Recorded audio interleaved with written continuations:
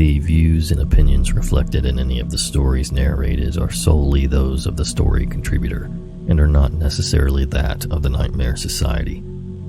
This podcast features adult content, so listener discretion is highly advised. And if you or anyone you know is struggling, help is available. Please see the resources in the show notes.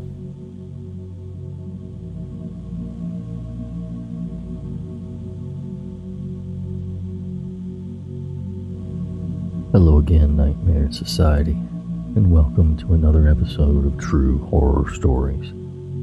Tonight, we're going to hear some stories where the victim was quite literally hunted down. I reference a news article in one of these stories. The link is below in the show notes, but wait until after you hear the story. Now, get comfy and prepare yourself for another episode of The Nightmare Society.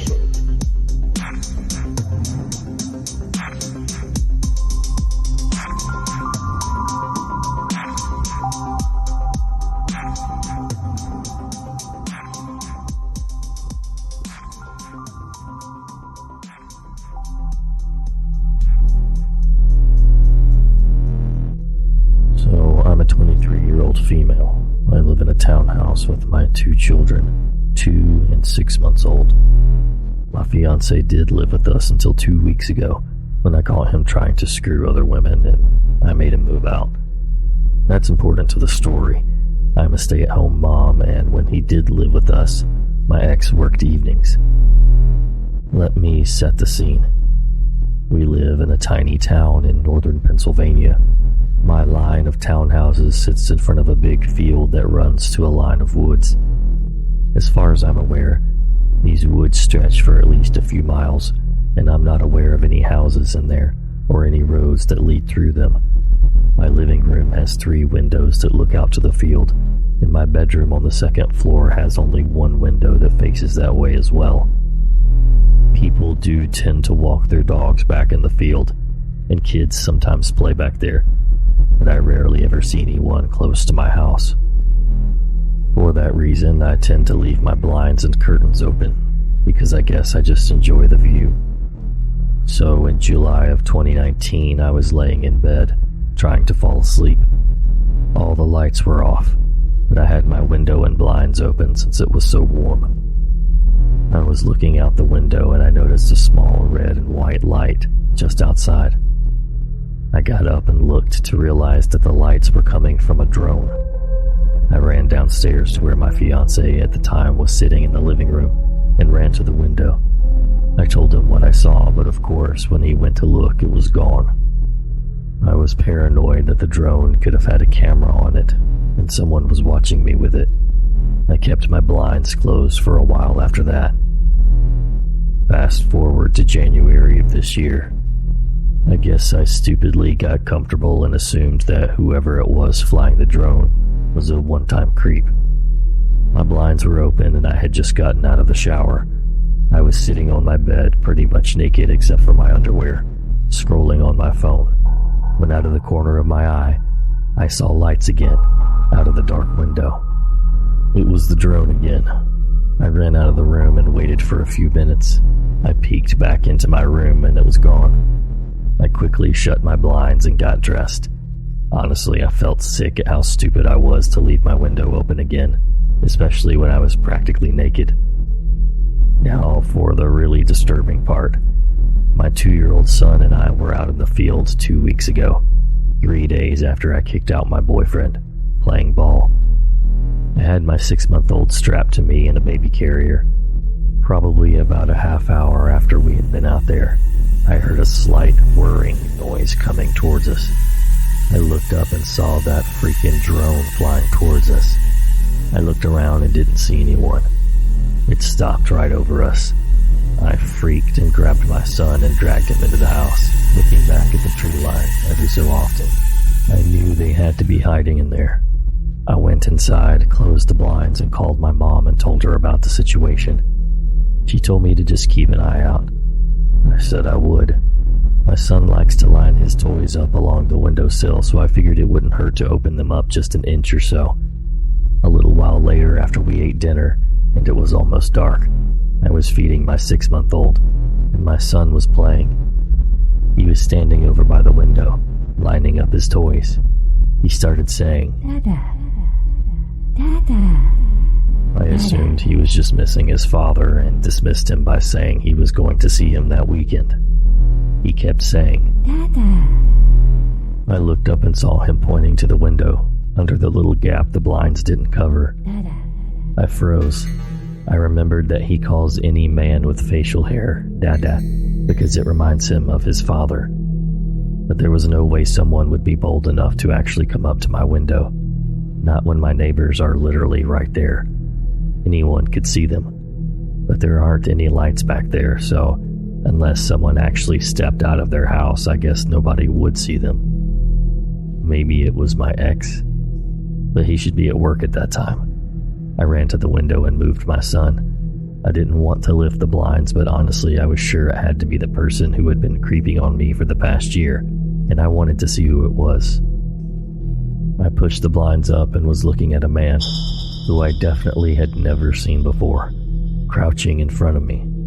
He was bald with a mustache and a goatee. I have no idea how old he was. He could have been anywhere from 30 to 50. When he saw me, he smiled and stood up. I screamed and told him to F off and that I was calling the cops. He just stood there, smiling at me like some freak. I was about to close the blinds again when he said something I couldn't hear. I told him to leave again, and he said louder this time, "I just want to talk to you." I shook my head no and yelled the same thing to him. He started slapping his hands on the window, yelling, "No. Over and over. I grabbed my phone, scared he was going to try and break in. I dialed 911. My kids were crying from the yelling and I felt on the verge of tears. I told the operator what was going on. The whole time I was on the phone, the man was pounding on my window, screaming now. He was yelling all kinds of nonsense, and I only caught some of it. He said he's been watching me for months. I'm beautiful. He wants me to come with him. He'll kill my children if I don't. The operator told me to go into an upstairs room and hide until the police arrive.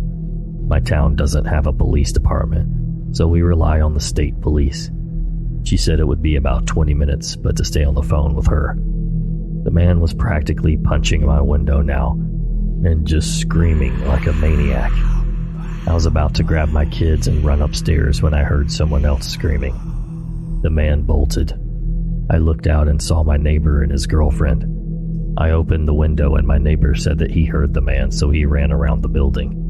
He said when the guy heard him, he ran back into the woods and disappeared into the tree line. They said they also called the police. I thanked them 100 times. The police arrived 10 minutes later. They did a quick search around the buildings and in the trees, but obviously didn't find anything. I've been super paranoid since then and stayed at my parents' house a few nights after it happened. I don't know why that guy targeted me, or why he waited so long to do something. I'm just happy my neighbors were there to intervene, or who knows what would have happened. My children are currently staying with my parents indefinitely, and since I do their grocery shopping now anyway, I'm there with them usually from 12 to 10.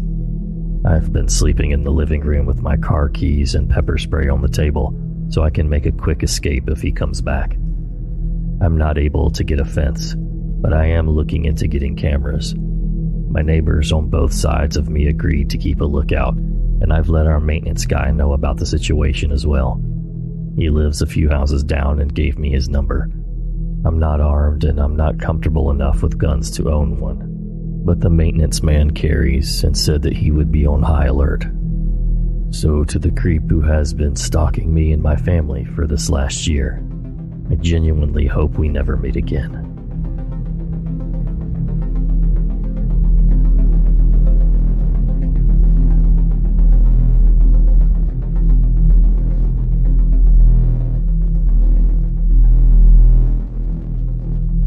When I was about 8 to 9 years old, my family took a trip skiing to a small resort a couple of hours from where we lived in Spain. The resort itself was a sleepy little town, about 400 to 500 people max, with a few small supermarkets and hotels, and not much else. Typically, we picked the worst time possible to embark on the trip, which we had been planning for a few good years. The night after we arrived, there was a blizzard, so we spent the first half of the week locked in the hotel. Although we were able to go outside for the remaining few days, we had little to do given that the slopes were shut. The story I want to tell comes from those first few days locked in the hotel. Despite my parents' annoyance at the timing of the trip being a total nightmare, myself and my sister, who was 11 months older, were having a fantastic time. Locked up in the mountains with nothing to do, we were able to spend our days running around the hotel, eating sweets and watching the TV in the lobby. I should probably mention at this point that the hotel was somewhat of a maze. The large bar restaurant area where my parents sat each day reading was at the center of the hotel. A myriad of smaller rooms then connected to the bar area at random points, shooting off in different directions. These rooms often had no discernible function. Each one had the same mahogany interior, and they were full of couches, fireplaces, and antiques that allowed for great games of hide and seek. The rooms would often have offshoots themselves, connecting to new rooms, which would then connect to yet more useless wooden caves. As such, it was possible to be 4 or 5 rooms away from the main hotel area at any time, without knowing exactly where you were or how to get back. Anyway, at some point along the weekend, myself and my sister decided to play hide and seek. Bearing in mind the above, it was almost an impossible challenge to find the hider, especially if they moved. To this day, I'm certain my sister was a filthy little cheat. At one point in the game, I was just about to give up on searching for my sister until I heard her voice from what sounded like a few rooms away. After successfully navigating the web of rooms, I emerged to find her sitting on a couch alongside a German man with gray hair, probably in his 60s, if I had to guess. As soon as I emerged into the room, the man turned to me and told me he was taking my sister to the swimming pool and asked if I wanted to come. I remember immediately thinking it was odd that there was a swimming pool that we hadn't heard of. My parents had been complaining that morning about how much TV we were watching, and so I was sure they would have taken us there had they known about it. And besides, the hotel did not seem of the size to be able to host one. I told the man that I'd have to ask my parents first, and told my sister to come back with me to find them. He immediately replied that I should go, and that he'll take my sister on ahead. I told my sister that she absolutely had to come with me, but excited at the thought of the swimming pool, she said she didn't want to. We began to argue, with the man taking my sister's side and encouraging me to go ask my parents' permission while he waited with my sister.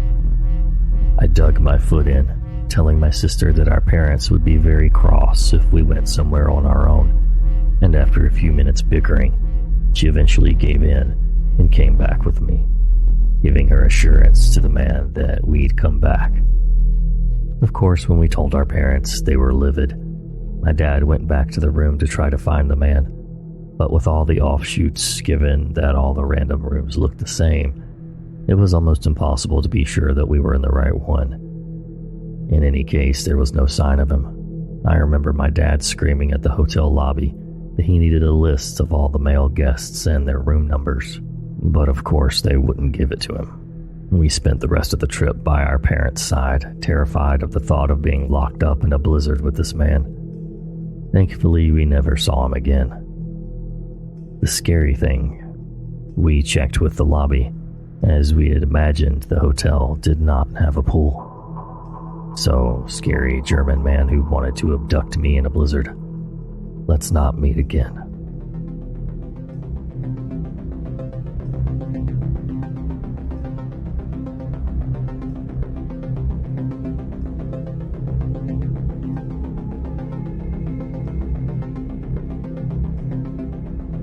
It's relevant for me to tell you up front that I'm a military veteran, and I have PTSD and anxiety, as well as a pretty bad case of depression that I'm currently in my 3rd year of.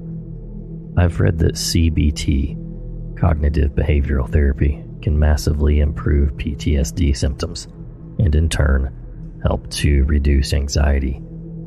So I've been trying various techniques at home. The problem there is my wife and I live in a small 2-bedroom ground floor flat with an upstairs neighbor with absolutely no concept of other people. A jock douchebag type who's a personal trainer, but he trains at home too, 'cause gains. The kind of guy whose only 2 topics of conversation are protein powder and steamed rice. I'm sure you can imagine the type. Anyway, with that being a constant issue, meditation and quiet mindfulness are just not possible with the constant noise. My solution to this was to do my normal routine during the day, but take advantage of my insomnia later on, around 11 p.m. to 12 a.m. I would put on my coat and my shoes, and as we live near the beach, I figured I could walk to the beach now that there's pretty much no people around. Walk on the sand and be mindful to the sounds of the ocean. Sounds nice, doesn't it? It was the first 2 times, but you know what they say. The third time's the charm. The walk to the beach from my home isn't that far, maybe a little over a half mile. But once I got there, I would walk to the very end of the beach until you reach the cliffs where there's a World War II artillery gun turret, which is another half mile-ish. Sometimes I would walk the path up the cliff to the gun and stare out into the blackness of the midnight ocean, which was only broken by the occasional flash of light from the lighthouse. I would sit and listen to the waves crashing against the cliffs. Sometimes I would close my eyes and just concentrate on nothing but that sound. I felt safe there, knowing I was alone, just me and the ocean. Usually before I turned tail and head home, I would walk down to a small row of benches. They're all marked with plaques in remembrance of someone who also came and enjoyed the view, although I imagine they came during the day. The benches are close to an old pub that was shut down years ago, and I had heard the place used to get used as a dogging site, or a brothel, or something back in the day. So when I saw vehicles' headlights coming towards the pub, I figured it was some young lads trying to catch potential doggers at it. I sat at the bench and waited for the car to pass me, but as it rounded a bend in the road further up, I was momentarily lit up by the headlamps. The headlights of the vehicle went off immediately, and the car went off-road and out of sight for a moment. At this point, I was fully alert and a bit cautious, so I dropped to one knee and ducked behind the bench I had been sitting on. The vehicle drove past me. It was only maybe 40 feet from me, and as the lighthouse illuminated the vehicle, I could now see it was an old beat-up Land Rover kind of vehicle, with the crappy camo paint on the wings. At that moment, someone popped out of the top of the vehicle with a scoped rifle and a big flashlight. In that instant, in my head, I was back in Iraq, and my senses felt razor sharp. I dropped onto my belt buckle and crawled into a patch of long grass adjacent to the benches. Then I got in a position where I could see them, but they couldn't see me. The guy with the rifle shone his torch at the exact bench I'd been sitting on. Then the others, searching for me. He started looking all around him through the scope, looking for where I might have gone. My heart was pounding so hard I felt as if they could hear it. I held my sleeve over my mouth to muffle the sound of my breathing, but more importantly, to try to hide the condensation of my breath. The vehicle started to move to get a better view of the benches, so I started slowly crawling backwards to the main road, as not only is there a row of houses, but an old stone bus stop I could take hard cover in if they saw me, and opened fire. After about 5 minutes of hiding in the long grass, it started to rain, and they were still clearly looking for me, but were now about 150 feet away. The guy with the rifle was scanning around with his eyes down the scope, so I waited until he was looking away from me to seize my moment and run for cover. I pushed my hands hard into the wet dirt to launch myself onto my feet, Then I sprinted towards the bus stop while throwing some zigzags in there just in case he had seen me. Luckily, they hadn't, and I was now far enough away that I could take out my phone and call the police. They were there with a riot van and a squad car in about 10 minutes, and as I was talking to the officers in the van, they spotted the gunner's vehicle and took off after them. The officers in the squad car stayed behind to talk to me. The rain was coming down in sheets by now. They asked me if I was absolutely sure it was a rifle, and I told them yes, it was, 100%. No doubt in my mind at all. The officers both looked at each other, and then one of them asked, "And what exactly is your experience with firearms?" I explained that I was ex-Army, and I have seen my fair share of all kinds of firearms. They then asked me what I was doing there after midnight, which is a pretty fair question, to be honest. I explained that, quite ironically, I was taking a mindfulness walk to ease my PTSD symptoms. They were satisfied with that explanation, if not somewhat amused, and told me that the armed response unit was en route. I asked if they needed me to stay behind and make a statement, but the officers told me not to bother waiting around, because they most likely wouldn't need to take a statement beyond the call I made. And also, it was pouring down with rain, so I should get home and get dry. It was over, but I still felt super wired and my heart was still thumping hard in my chest. I started the walk home, and when I was about halfway there, a police helicopter buzzed overhead and settled over the area where I had been sitting on the benches, with the searchlight going. It was right then it hit me, like a shotgun to the chest. That happened. That was freaking real. And it was here. What the hell? My head started swimming, my heart was pounding twice as hard now, and my legs felt like jelly, and my lungs felt glitchy. I couldn't breathe properly. I dropped to my knees, crying in the street in the pouring rain, the only light coming from a nearby street lamp with a flickering bulb. I was gasping for breath, thoughts flashing in my head, thinking that if I had stayed still, if I hadn't hunched behind the bench, if I had done any number of things differently, or hadn't, then I could have gurgled my last breath alone in the dark, in the cold, wet dirt, and my wife would be none the wiser until the following day. I have no idea if they were even there for me, and if they were, how could they know I would be there? I'd been twice before, I suppose. It's not like there's animals to hunt there beyond foxes. But why hunt foxes from a vehicle with a rifle and a flashlight at midnight? Anyway, I'm not ashamed to say that experience terrified me. I guess my Army training helped me stay alert and to stay hidden, but I don't really know. I don't go walking at night anymore, and I have the occasional nightmare about the whole thing. I ended up making a phone call to the local police later on to try and get an update on what happened. After a quick description of what the initial incident was, the officer on the phone was able to find the incident report right away. Basically, the first officers on the scene confirmed that they had seen the vehicle, and they had gone off-road in pursuit. They said that they had given chase over difficult terrain for as long as they were able to. Then the vehicle turned off all lights and made an escape using the dark as cover. The armed response units were called as a precaution and patrolled the entire area while the helicopter was dispatched in order to try and locate the vehicle with heat cameras.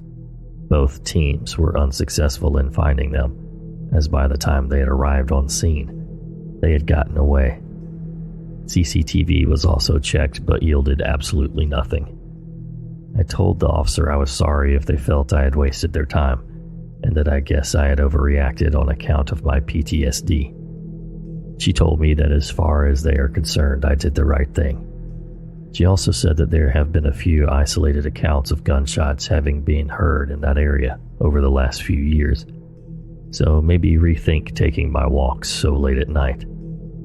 I didn't have the energy to explain again why I used to wait until it was so late to go walking, but any advice about avoiding getting shot is good advice, so instead I just agreed with her and ended the call. After I'd hung up, I just sat for a few minutes going over the whole thing in my head. It was most likely nothing when all is said and done, but If nothing else, it's taught me that being hypervigilant isn't always such a bad thing. So to the guy with the scoped rifle who pulled up on me meditating, let's not meet.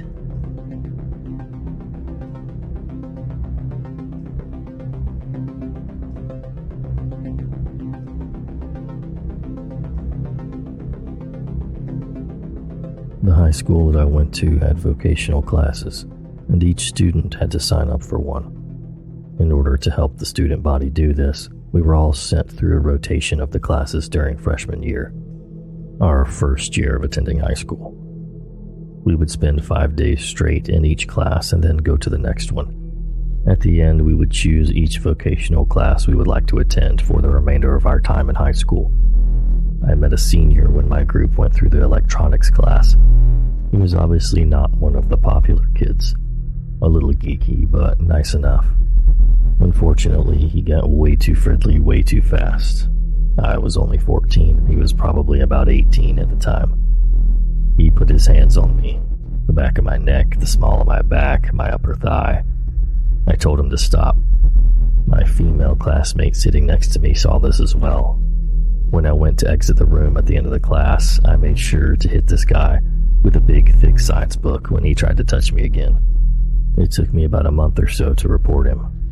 The vice principal, a former police officer, told me I was lying and that I was trying to ruin the boy's life. She said she'd seen this plenty of times before, and all of my claims were dismissed. A few years after high school ended, that boy made headlines in the local newspaper. He and his friend, who had also gone to my school, killed a 15-year-old girl in a local hotel. I actually also knew the older sister to this girl from a babysitter I used to go to as a young child. I got called in as a character witness, along with about 5 other girls who had the same sort of experience with him. We ended up not being called to the trial, though. The friend killed himself before he could be tried, but Michael Kaiser is in prison now, and he's basically a nutcase at this point. Please be sure to check out the article listed in the notes, but some of the important parts say, the body of Kimberly Holton, a resident of the Dover Air Park near Dover Air Force Base, was recovered less than 5 miles off the coast of Cape May Point, New Jersey. The oddity of the case captivated readers across the country, as Delaware and New Jersey investigators spent several weeks piecing together how Holton died and who was responsible. So basically, the end of September in 2003, Michael Kaiser, the guy in the story, and another man, Jacob Jones, lured Holton to the Dover Budget Inn. They both knew Holton through Jones's girlfriend, who was the daughter of one of Holton's guardians. So in their own depraved way, they lured Holton to the hotel by saying they wanted to help her with family problems. She had an unstable childhood, living with her mother, an uncle, her grandfather, and guardians at various times, and had moved at least 4 times in 2 years. The day before her death, she learned that her guardian wanted to move again. And this is how people usually end up being trafficked, unfortunately. So at the Budget Inn, they held her down and smothered her, duct taped her, wrapped her body in a blanket, and put her in the trunk of Jones's car. A few hours after leaving the hotel, Jones was identified at Lowe's on surveillance, where he and another guy purchased 2 cinder blocks, 5 locks, and 15 feet of chain. Jones would later wrap Holton's body in the chain and use the cinder blocks as weights to sink her body. The police believe that Jones drove to the Dover Air Force Base, where he worked as a part-time flight instructor while a student at Delaware State University, with Holton in his trunk. So, yeah, this all happened when these people were still young and in college, so not too long after the story actually happened. Late at night, he chartered a single-engine plane by himself and experts apparently think it's possible for an experienced pilot to fly a plane at 40 miles per hour and tilt it so that a body could fall out. Wild. The police stated that they'd never had a case where a body turns up in international waters that was dropped by a plane. Jones never faced trial. He shot and killed himself after being questioned by investigators, and Jones's death led investigators to Kaiser, who tried to hang himself in prison with his shoelaces shortly after his own arrest. Kaiser received a life sentence in 2005. Wow, it's crazy how close you can be to someone so dangerous and never even know. Thank you so much for listening, and until next time.